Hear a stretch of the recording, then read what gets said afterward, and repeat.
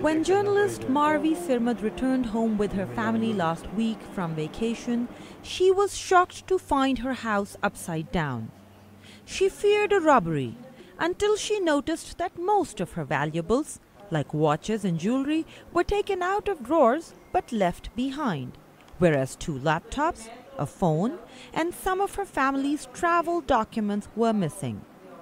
The pattern was disturbingly familiar. This was the 3rd time this had happened to her. They've gone through my files on human rights cases. They only took laptops with current data on them. Similarly, they checked my voice recorders thoroughly. What kind of thieves are interested in only data and documents? Sirmad is a known critic of the military as well as extremist groups. According to the Independent Human Rights Commission of Pakistan, anyone critical of the state these days is being targeted, reportedly by security agencies.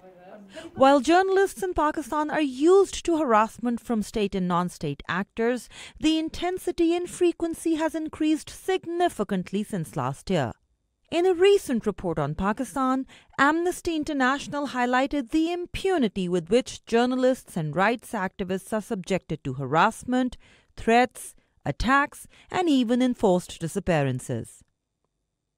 Increasingly, newspaper columnists are openly complaining that editorial comments have been subjected to censorship.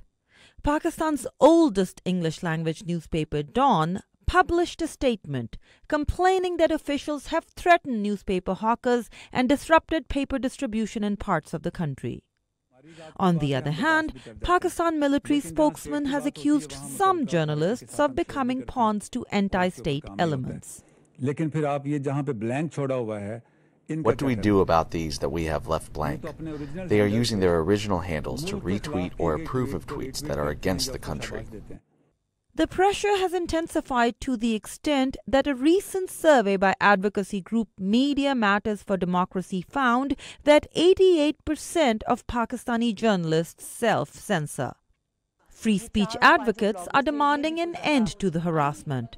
So far, they say they have not received a positive response. Meanwhile, Sirmad and her family wonder how many more times they'll have to pick up the pieces. Aisha Tanseem, VOA News, Islamabad.